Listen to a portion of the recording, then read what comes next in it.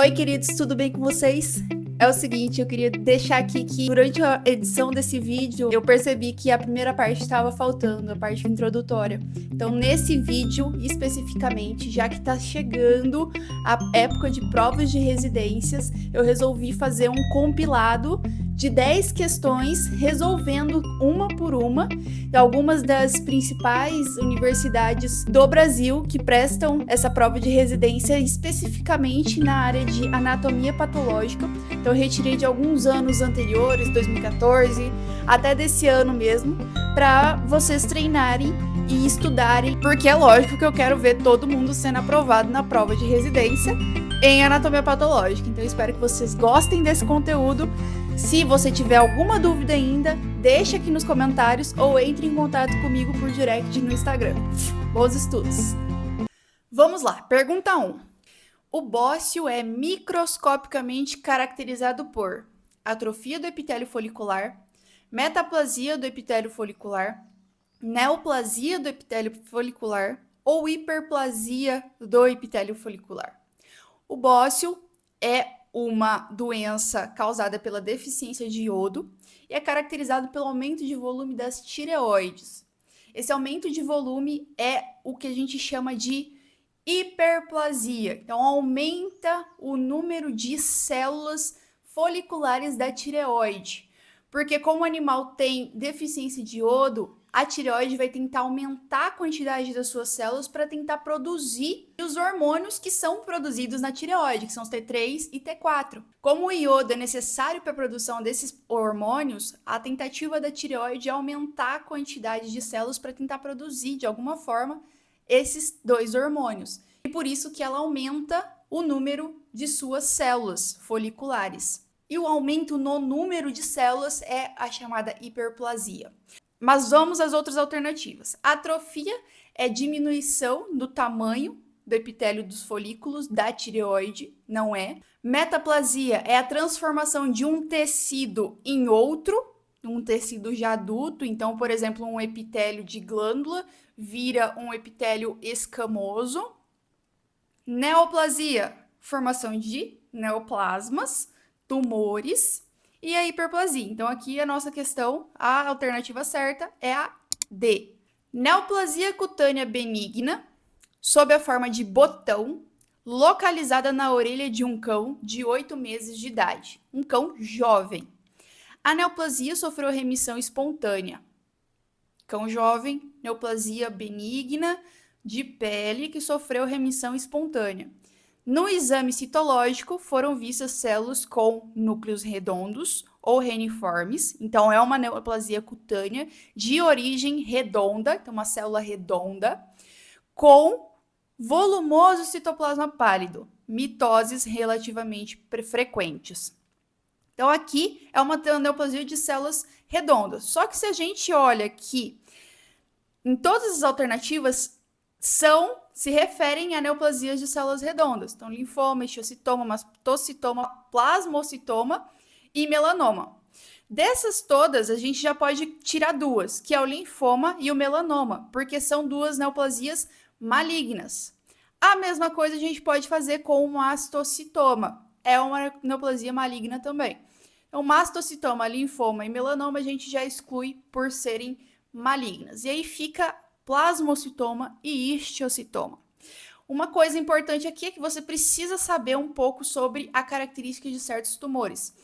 E aqui, como ele fala que a neoplasia sofreu remissão espontânea, a única entre essas duas alternativas que pode ser é o histiocytoma. Ele tem essa característica. O histiocytoma é uma neoplasia benigna de histiócitos ou macrófagos que tem essa característica de sofrer remissão espontânea. Do mesmo jeito que ela vem, ela vai embora. E ela pode acontecer em cães jovens. Então, aqui, essa alternativa é a alternativa C. Terceira questão. Assinale a opção que apresenta achados em cães parasitados por Spirocerca lupi. Spirocerca lupi é um parasita de cães e ele fica no esôfago. Esse é o local dele. É a primeira coisa que a gente precisa saber. E aí a gente vai para as alternativas. A.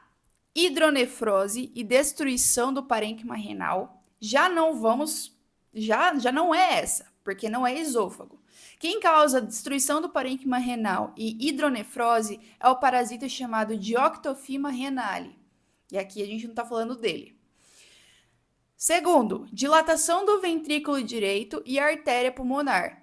Está próximo do esôfago, mas você pode até, talvez, confundir. Só que ventrículo direito e artéria pulmonar são locais em que ficam as formas adultas de girofilária e mites. Então, aqui não é sobre girofilária a questão, já não é a questão B. Nódulos fibrosos no esôfago, e nódulos granulomatosos no fígado. Então, aqui a alternativa é a C. É a melhor opção para isso. E Spirocerca lupi causa não só nódulos fibrosos, mas também pode causar inflamação granulomatosa, no local onde a fêmea adulta fica, alojada na parede do esôfago, e é um corpo estranho que vai causar reação granulomatosa a princípio, e com o tempo vai se formando um anel fibroso que vai encarcerando essa fêmea e ela fica protegida do organismo. Então, por isso que aqui tem os nódulos fibrosos no esôfago. Mas inflamação granulomatosa você também pode encontrar. Quarta questão. Com relação à paratuberculose em bovinos, assinale a opção correta. Paratuberculose em bovinos é causada por uma bactéria Mycobacterium avium, subespécie Paratuberculosis. Ela causa enterite. E é uma enterite granulomatosa. E essa enterite granulomatosa é macroscopicamente, lá na necrópsia, você vai visualizar o intestino espesso, com quase um aspecto cerebriforme. Eu vou deixar até uma imagem para você. Isso a gente precisa saber. Se você está estudando isso, você precisa saber que é o básico da doença. Tá? A paratuberculose é uma doença, é chamada de doença de John, bacteriana, causada por um Mycobacterium. E, além disso, é uma doença caquetizante. O bovino vai perdendo muito peso e ele tem episódios intermitentes de diarreia. Isso quer dizer que, ora ele tem um episódio de diarreia, depois essa diarreia passa, meses depois tem novos episódios de diarreia. E é uma doença, como eu falei, caquetizante. Então, o animal vai perdendo peso constantemente e ele não consegue ganhar de volta. Dada essa introdução, vamos lá para o que interessa. Vamos para as alternativas. Caracteriza-se por uma enterite granulomatosa, ok, cujas lesões macroscópicas incluem íleo, seco e cólon, com mucosa espessada, rugosa, irregular e focos de ulceração. Muito bom, gostei. Agora vamos para a alternativa B. Caracteriza-se por uma enterite supurativa. Já nem vou mais ler. Supurativa, neutrófilo. Não é supurativa. C. Caracteriza-se por uma enterite necrohemorrágica. Não é necrohemorrágica também. Se você tiver dúvida, continua a ler. Mas ali no final da frase ele fala membranas difitéricas. O que são membranas difitéricas? São membranas compostas por restos celulares decorrentes da necrose e fibrina. Não tem fibrina na paratuberculose, não tem essa necrose e hemorragia tão acentuadas assim.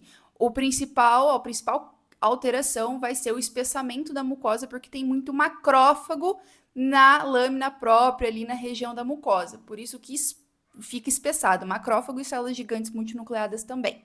E a última. Até agora, a A que chamou minha atenção. Caracteriza-se por uma enterite catarral. Também não é catarral. Quando a gente fala de catarral, a primeira coisa que deve vir na sua cabeça é alguma enterite causada por parasita. E aqui, nesse caso, é uma bactéria. Por isso, por todos esses motivos e por exclusão, a alternativa A aqui é a correta. Quinta questão.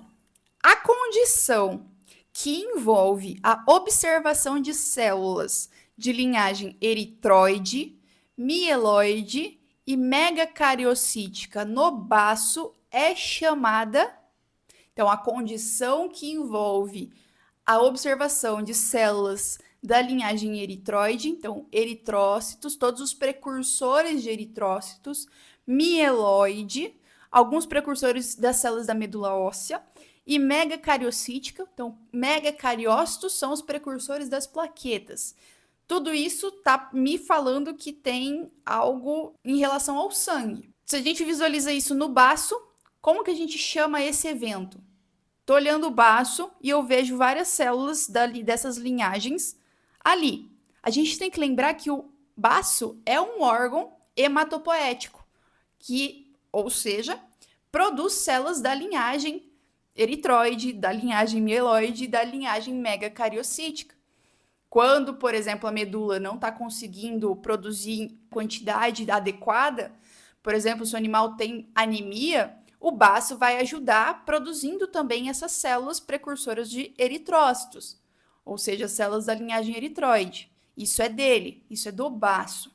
Além disso, animais recém-nascidos, eles fazem essa produção de células dessas linhagens, principalmente no fígado e no baço, antes da medula óssea ficar totalmente 100% desenvolvida. Então, isso é fisiológico. E esse evento é chamado de hematopoese. Então, estamos produzindo células da linhagem das hemácias extramedular, fora da medula óssea. Então, hematopoese extramedular é o nome da condição que essa pergunta está descrevendo. Se a gente olha as outras alternativas, linfoma é uma neoplasia, então já não tem relação aqui, é uma neoplasia de linfócitos.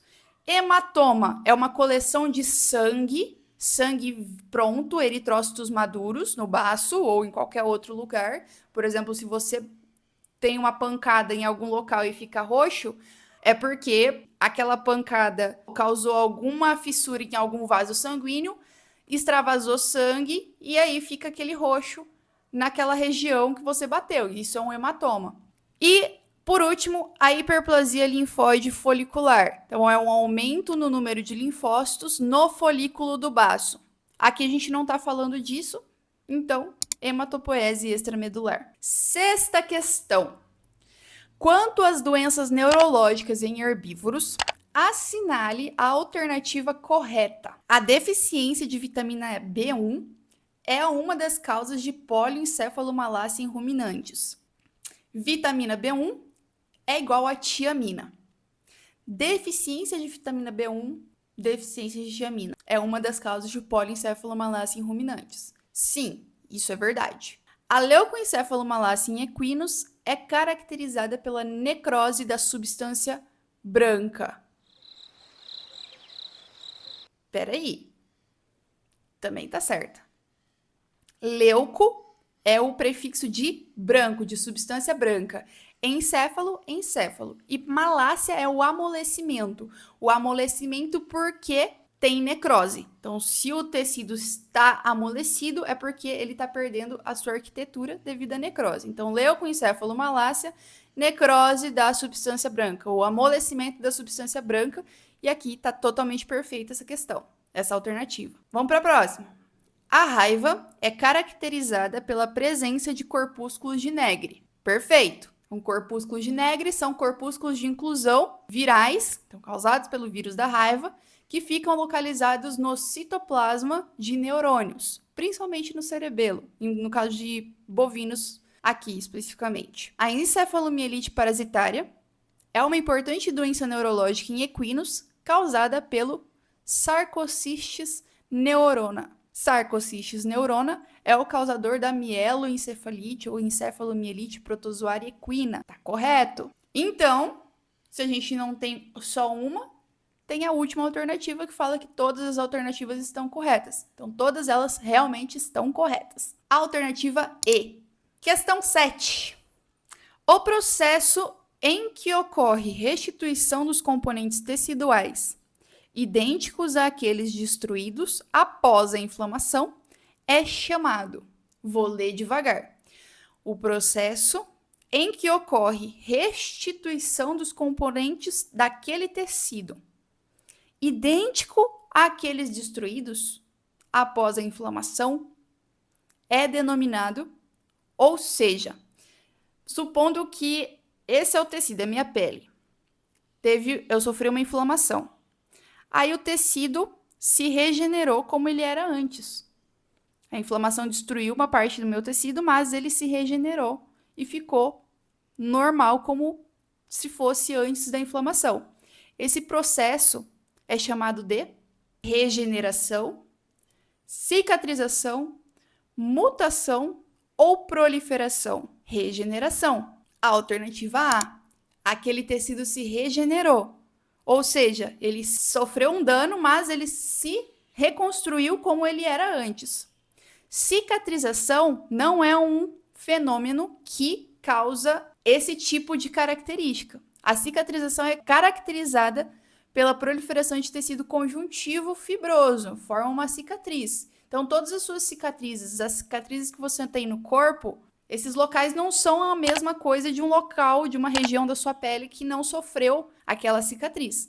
Então, a cicatriz é uma placa, começa formando uma placa inelástica, porque tem tecido fibroso naquela região, e o órgão, microscopicamente, aquela região em que há tecido fibroso, nunca mais vai voltar a ser como ela era antes. Então, essa alternativa está errada.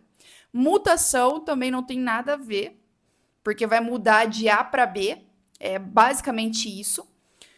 Proliferação também não faz muito sentido aqui. Então, a regeneração é o que mais cabe para esse tipo de enunciado. Então, alternativa A. 8ª questão. O colabamento e a ruptura dos alvéolos pulmonares correspondem, respectivamente, a colabamento e ruptura. Então, rompeu um alvéolo ou colabou. Colabou, ou seja, o alvéolo é isso aqui. Fez isso aqui. Fechou, diminuiu, achatou. E a ruptura, rompeu o alvéolo. Geralmente a ruptura vem porque o alvéolo vai ficando tão distendido que a parede dele não aguenta e ele é rompido, ele se rompe. Então, como é que chama isso? Como é que chama o colabamento e a ruptura dos alvéolos? Fibrose, a alternativa A já não é. Fibrose é a proliferação de tecido conjuntivo fibroso e a gente já falou disso na questão anterior. Não. B. Atelectasia e enfisema, essa é a alternativa, tá? Mas eu vou explicar depois. Anaplasia e enfisema. Anaplasia, por exemplo, se eu falo que uma célula tem características de anaplasia, quer dizer que ela era para ser, vamos dizer, um hepatócito, mas ela está modificada, ela toma uma característica, um formato totalmente anormal. E muitas vezes você não reconhece mais aquela célula como um hepatócito. Isso é anaplasia, é a alteração, a modificação do formato daquela célula para algo totalmente irreconhecível, não é dela. Isso a gente vê muito em neoplasias. Neoplasias que têm essas células anaplásicas, elas tendem a ser uma neoplasia muito mais agressiva. E a última é enfisema e atelectasia. Você precisaria ficar em dúvida entre as alternativas B e D. Mas aqui é a alternativa B que é a correta. O colabamento, esse achatamento é chamado de atelectasia. E a ruptura dos alvéolos pulmonares é o enfisema. O enfisema é a dilatação, é a expansão do alvéolo de uma forma que essa expansão é tão grande, e isso acontece geralmente em fases agônicas, antes da morte do animal, ou quando ele tem pneumonia, que ele precisa fazer um grande esforço para respirar, e esse esforço é tão grande, estende tantos alvéolos, expande tantos alvéolos, que os alvéolos não aguentam e eles se rompem. Então, isso é o chamado enfisema. E aqui, atelectasia e enfisema. Questão 9. Zoonose que acomete equinos, causando nódulos piogranulomatosos na submucosa da cavidade nasal, que ulceram, liberando quantidades copiosas, então grandes quantidades de exudato purulento, neutrófilo. Esses locais cicatrizam em formas estrelares típicas. Formas estrelares típicas. Isso aqui já é uma baita dica para você resolver essa questão. Adicionalmente, o animal pode apresentar lesões em outros órgãos e linfangite, inflamação dos vasos linfáticos. Farcino equino. A enfermidade e o agente etiológico são, respectivamente, Ele pede para falar sobre qual é a doença e qual é o agente causador dessa doença. Bom, aqui só tem duas alternativas, ou mormo ou garrotilho. E aí a gente vai excluir tudo que não é relacionado ao mormo e ao garrotilho. Vamos lá. Mormo, Burkholderia malei, certo? É o nome da bactéria que causa o mormo. B, mormo Streptococcus equi, não. Garrotilho, Burkholderia malei, não. Garrotilho, Streptococcus equi, sim. Garrotilho, Pseudomonas malei, não. Então você deveria ficar em dúvida entre as alternativas A e D. Ou seja, agora esse enunciado está falando sobre quem? Sobre o mormo ou sobre o garrotilho? Essa forma estrelar típica já é característica do mormo. E outra coisa que você poderia verificar também é a inflamação, o tipo inflamatório. Aqui fala que é uma inflamação piogranulomatosa, nódulos piogranulomatosos. Neutrófilo, macrófago, talvez células gigantes multinucleadas. Piogranulomatoso não pode ser garrotilho. Garrotilho vai ser uma inflamação muito mais supurativa, a não ser na época que ele vai formando os abscessos, aí ele pode ser piogranulomatoso, mas supurativo é o principal tipo de inflamação no caso do garrotilho. E se você ficar em dúvida, vai ter que ficar focando mesmo nas formas estrelares típicas, porque essa forma de cicatrização, nesse formato de estrela, vai acontecer no mormo. Então, aqui a alternativa é a A. Agora, vamos para a última questão, 10ª questão. No cadáver, a pseudomelanose corresponde. O que é pseudomelanose? O que acontece? A pseudomelanose é uma alteração pós-mortal, não é uma lesão, é algo que acontece após a morte, causada pela decomposição do cadáver. Quando o cadáver é um cadáver, nesse processo de deterioração dele, tudo vai morrendo. Célula vai morrendo, as hemácias vão sendo destruídas, vão liberando suas substâncias e vai proliferando bactéria da putrefação, as bactérias intestinais. O que acontece? Em um determinado momento, essas bactérias intestinais reagem com esses eritrócitos, essas hemácias que estão liberando todos os seus componentes, o ferro, hemoglobina e tudo mais, e vão produzindo o que a gente chama de sulfeto de ferro. É uma reação entre as bactérias e a hemácia que está em decomposição. E aí vai formando sulfeto de ferro. Esse sulfeto de ferro vai sendo produzido, vai sendo liberado, e ele é responsável por pigmentar os tecidos. E ele vai pigmentar os tecidos de preto ou verde escuro. Por isso que a gente chama essa alteração de pseudomelanose, porque a melanose é uma alteração que acontece em vida, mas não é uma lesão, é uma alteração sem significado clínico e ela é caracterizada por um aumento na produção de melanina pelos melanócitos. Então tem algumas regiões, principalmente em bovinos, vocês podem encontrar áreas pretas na língua, no esôfago, até no encéfalo, mas isso é só um excesso de produção de melanina, isso não quer dizer nada, não é uma lesão, nada. É algo que acontece. E aí a gente chama de pseudomelanose, essa pigmentação de escura do tecido que acontece depois da morte, porque ela parece uma melanose, só que ela é falsa, ela aconteceu depois da morte do animal, por causa dessa reação com as bactérias. Por isso que chama pseudomelanose. Então eu expliquei isso para você, vamos para as alternativas. Alternativa A. Então, a pseudomelanose corresponde à formação de manchas irregulares cinza esverdeadas nas vizinhanças do intestino e na pele do abdômen. Maravilha, vai ser essa alternativa. Não falei as localizações para vocês, mas como são as bactérias intestinais, as áreas que vão ficar mais pigmentadas são todas aquelas em contato com o intestino, porque a maior quantidade de bactéria que produz esse tipo de gás é no intestino, está no intestino. Mas vamos para as outras alternativas. Então, aqui a alternativa A é a correta. B. Ao acúmulo de melanina derivada de melanócitos degenerados na pele do abdômen. Isso aqui é melanose, que eu já expliquei para vocês. Não é isso. C. A pigmentação por bile no mesentério, omentos e tecido adiposo. essa alternativa aqui fala sobre uma outra alteração pós-mortal, que é a chamada impregnação por bile.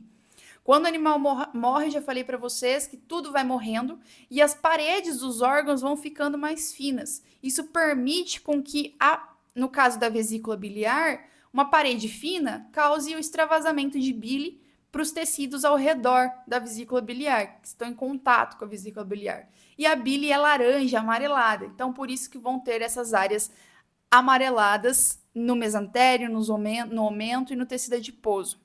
Mas a gente não está falando dela aqui. E a última alternativa é formação de manchas irregulares avermelhadas nas vizinhanças de vasos sanguíneos. Isso também é um tipo de alteração pós-mortal que a gente chama de embebição hemoglobínica. Como eu falei para vocês já, quando o animal morre, tem a destruição das hemácias. Quando destrói as hemácias, elimina. As hemácias liberam tudo que tem dentro delas. Dentre eles, a hemoglobina. A hemoglobina é o que deixa o sangue vermelho, então é o pigmento. Então, todo local que a hemácia parar e extravasar a hemoglobina decorrente da destruição da hemácia, vai pigmentar de vermelho. É isso que está falando essa alternativa D. Também é uma alteração pós-mortal e é chamada de embebição hemoglobínica. Não é o que a gente está vendo aqui. Então, a alternativa é a A. E aí, como foi para você? Quero saber se você acertou várias, se acertou tudo, se não acertou nenhuma, se achou difícil, se estava muito fácil. Conta para mim nos comentários. Se tiver alguma dúvida, de novo, deixa um comentário aqui ou me chame no Instagram, que eu estou pronta para resolver as suas dúvidas. E se vocês gostaram desse tipo de conteúdo, também me deixem saber para que eu possa trazer mais desses tipos de questões para vocês. Nos vemos no próximo vídeo.